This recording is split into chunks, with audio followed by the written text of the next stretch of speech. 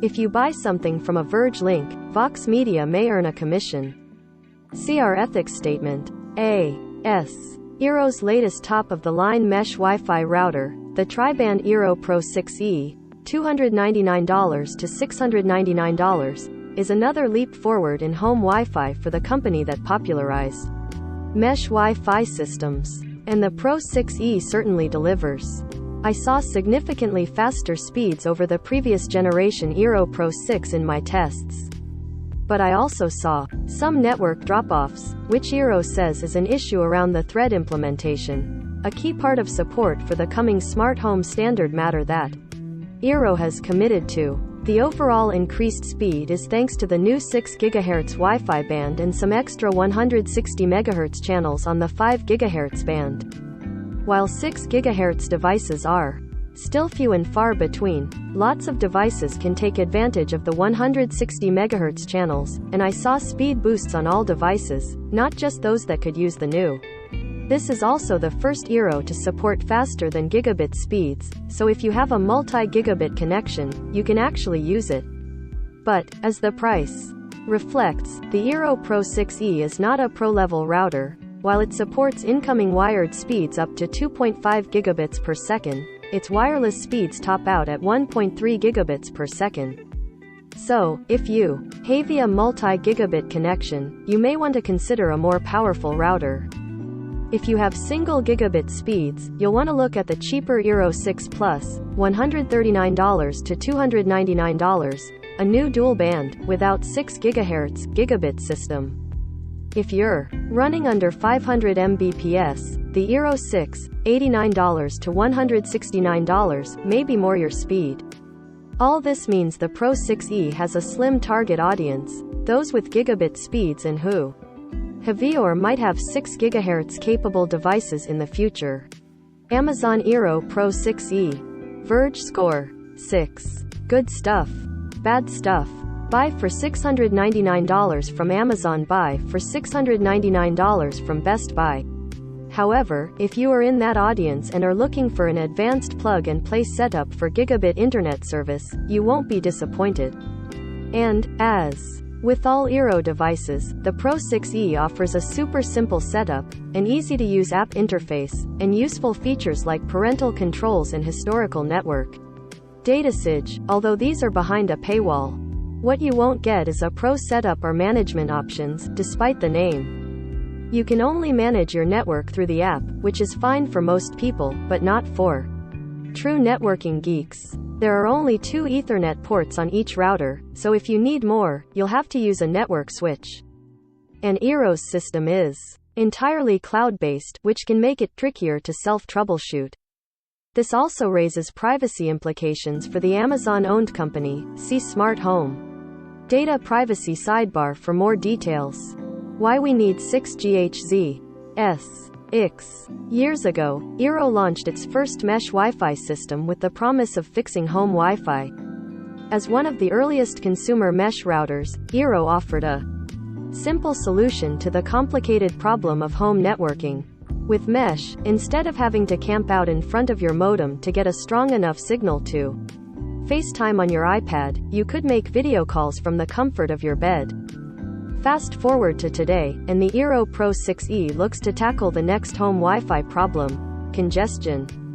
Since Wi-Fi has become so ubiquitous and the smart home has proliferated, we've loaded up our networks with gadgets and gizmos galore in every corner of the house. Be it laptops, robot vacuums, televisions, wireless speakers, smart bulbs, or a smart plug or two, most of us have multiple Wi-Fi dependent devices in our homes. With so many devices competing for coverage, it's easy to make a mesh Wi-Fi system sweat some megabits, dragging down your network and causing real pain. The Pro 6E download speeds were 2 to 6 times faster. The Eero Pro 6E aims to fix this by taking advantage of the new 6 GHz Wi-Fi band. A tri-band mesh router, it adds this new band to the existing 2.4 and 5 GHz bands we're all familiar with.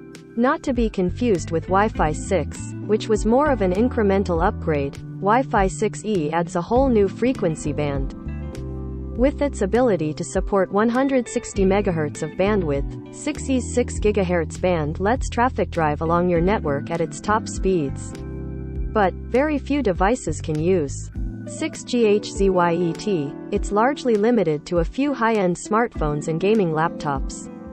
If you have one of those devices and aren't satisfied with the speeds you're getting with your current router, upgrading to a Wi-Fi 6E router is an easy choice. Still, even if you don't, there are some reasons to consider the Eero Pro 6E, primarily that it supports 160 MHz wide channels on both the 5 and 6 GHz bands, which helps reduce congestion on your network and significantly improves speeds.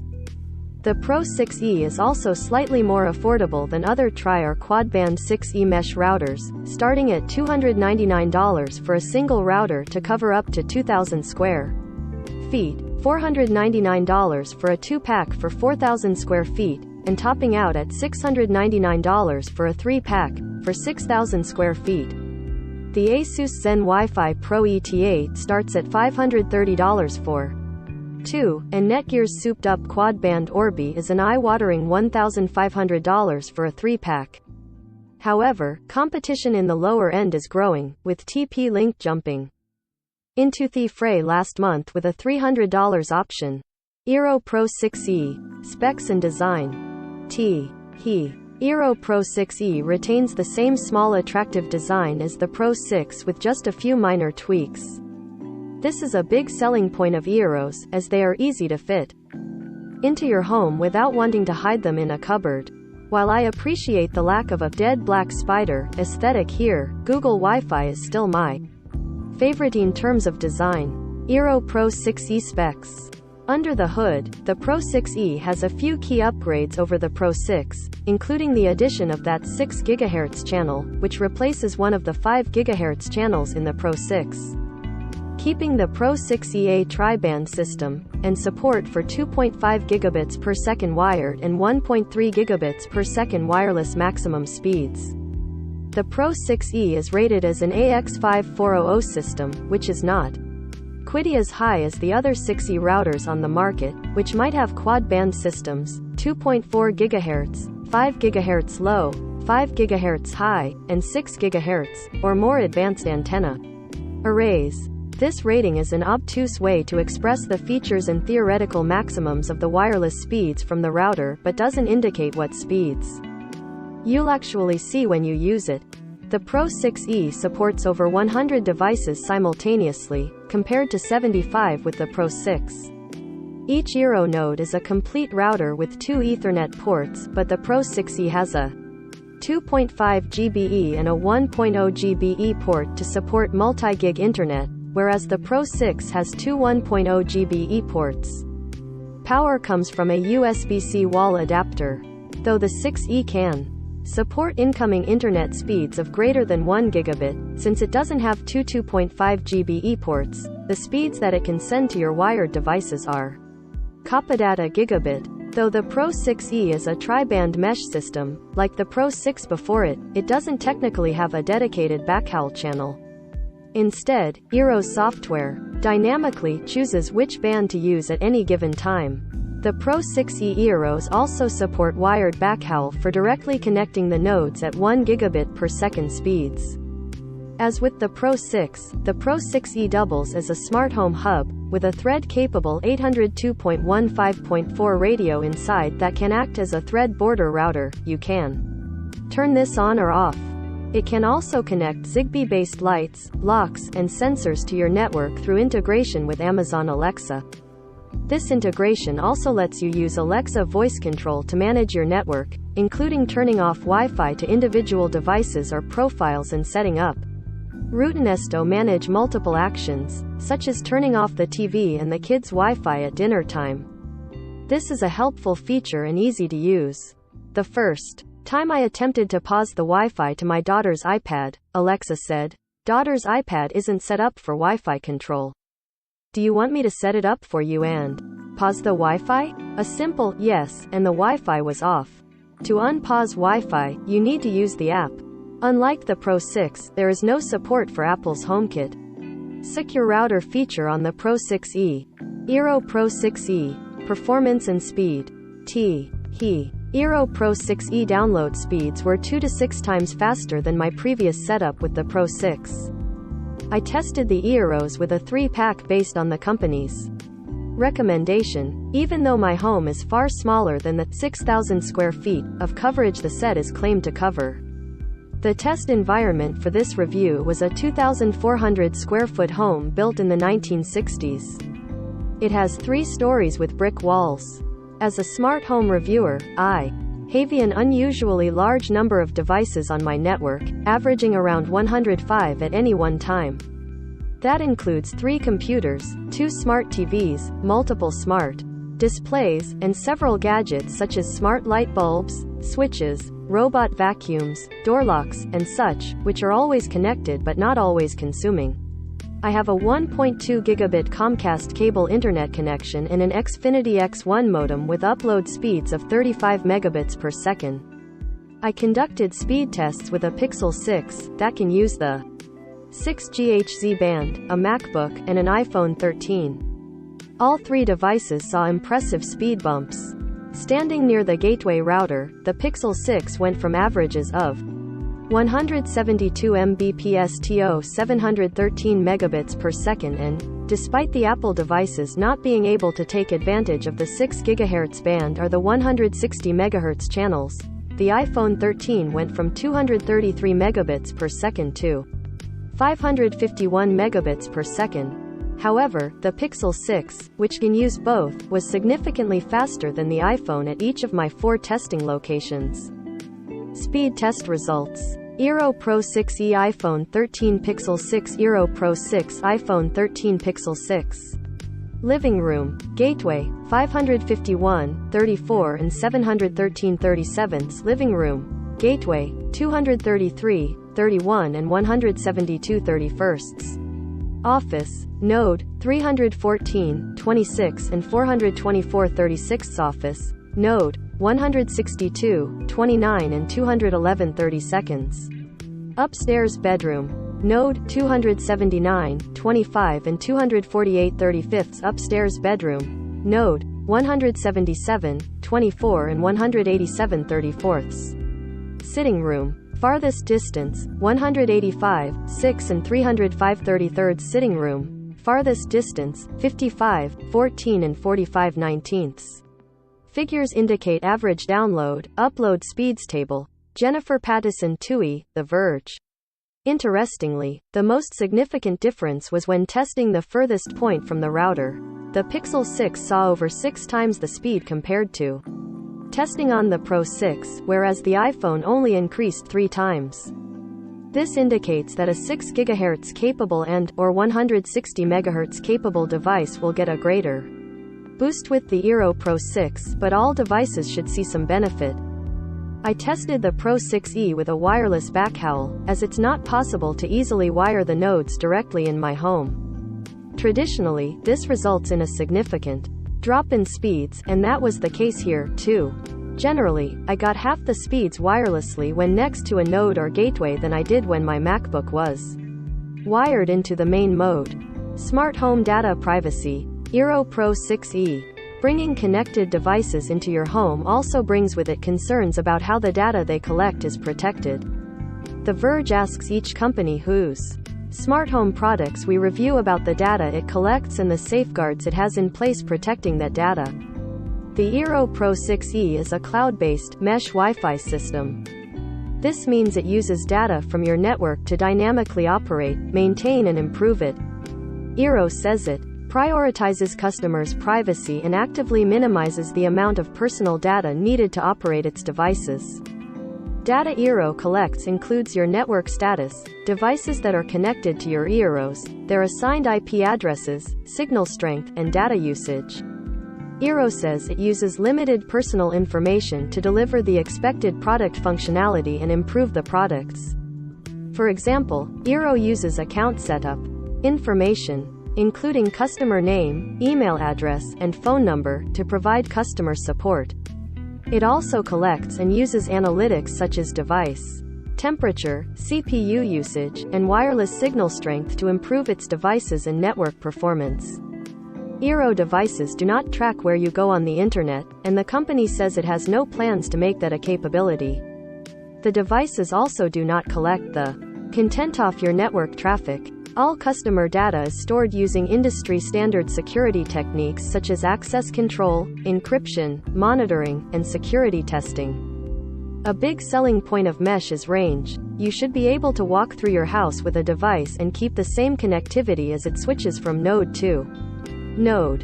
In testing, this worked well, and I could conduct a Zoom call on my laptop in every corner of the house with no drop-off as I moved from room to room. I did get some signal degradation, especially with the MacBook, as it often hung on to one node a little too long. The final and arguably most crucial Wi-Fi test is reliability. It doesn't matter how fast your internet connection is if it isn't working. Here the Eero Pro 6S struggled with semi-regular connection drops that would sometimes last a few seconds and other times result in having to reboot the whole system. During my 2-month testing period, Eero identified an issue with the thread implementation. According to Eero, a memory leak was causing the devices to reboot briefly. It wasn't clear if this was related to a thread device on my network or not, although I did see similar reports of dropouts in some user reviews. Turning off the thread radio in the app helped, and this week, Eero released a software update, 6.10, to address the issue. Since the update, and with the thread radio turned on, my network dropped briefly and reconnected 3 times in 5 days, which is still 3 times more than I'd like to have.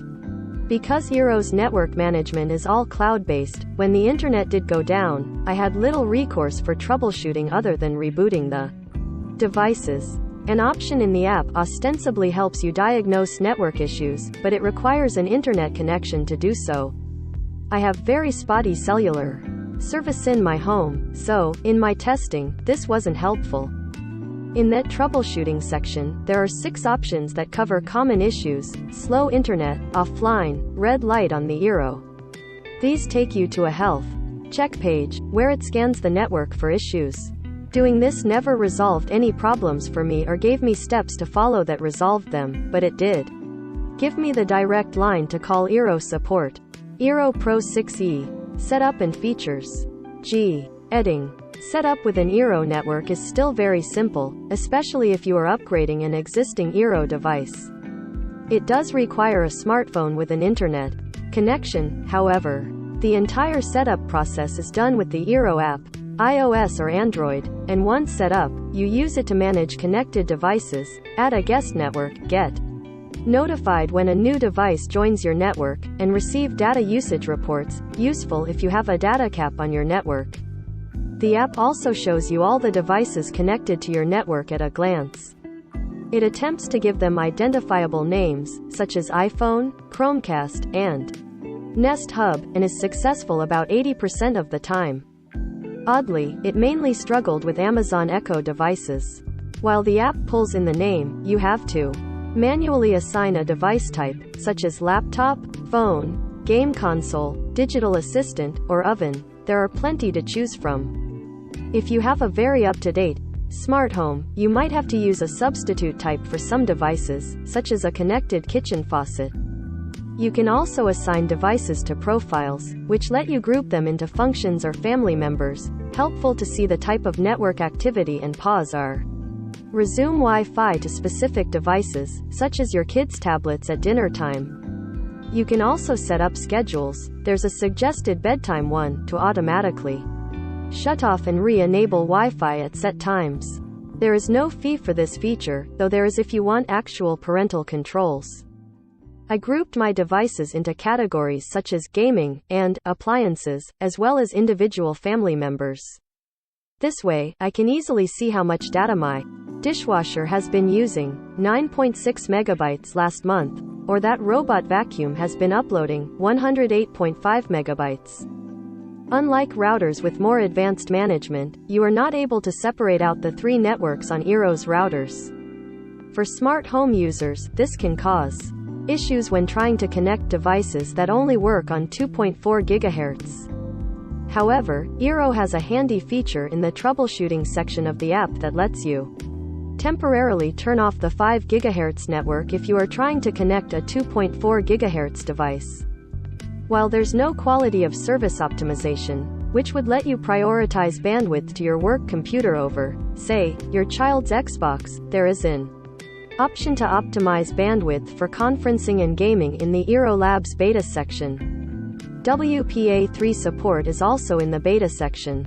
There are a number of features that are free on many other routers that Eero puts behind its Eero Secure paywall, $2.99 a month or $29 a year. These include content filtering, ad blocking, access to historical network data usage, and parental controls. Those controls consist of age-specific content filters you can toggle on or off.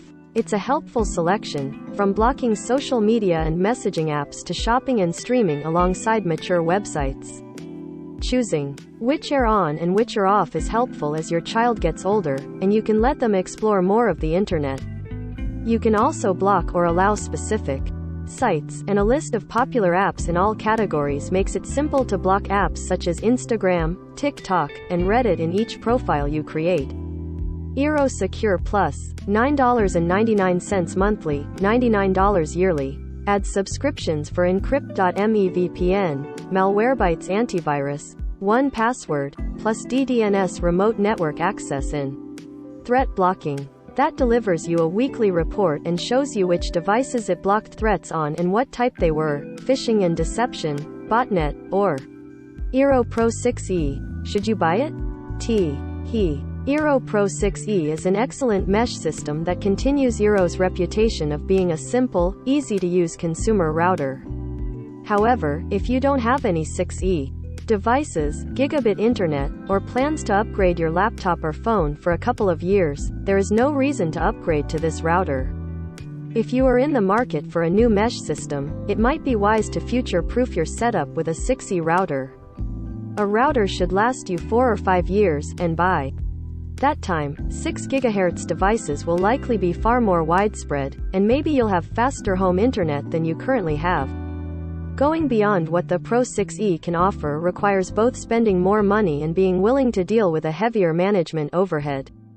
Other consumer-level Wi-Fi 6e routers do offer more management and control options, but they aren't as easy to set up and maintain as the Eero and generally don't have as good a reputation for reliability. Your network admin brother-in-law likely swears by Ubiquiti equipment, but that requires a significant amount of extra hardware, installation, and management to keep running and isn't ideal for someone looking for a plug-and-play option. Eero has managed to carve out a niche for itself for those looking for easy-to-use, reliable Wi-Fi coverage in every corner of their home and are willing to pay a premium over basic routers for it. The Eero Pro 6e isn't perfect, but it continues to fulfill that ideal for the next generation of Wi-Fi. Photos by Jennifer Pattison Toohey, The Verge. Agree to continue. Eero Pro 6e. Every smart device now requires you to agree to a series of terms and conditions before you can use it, contracts that no one actually reads. It's impossible for us to read and analyze every single one of these agreements. But we started counting exactly how many times you have to hit agree to use devices when we review them, since these are agreements most people don't read and definitely can't negotiate. Setting up the Eero Pro 6e system requires the use of the company's mobile app. To use the app, you must create an Eero account, or use your Amazon account, and agree to. If you choose to subscribe to Eero's secure service, you also need to agree to a separate privacy policy for that. Linking Eero to Amazon Alexa for smart home features and other settings is optional, but requires an Amazon account and agreeing to the Alexa privacy policy. Final tally: 2 mandatory agreements and up to 2 optional agreements.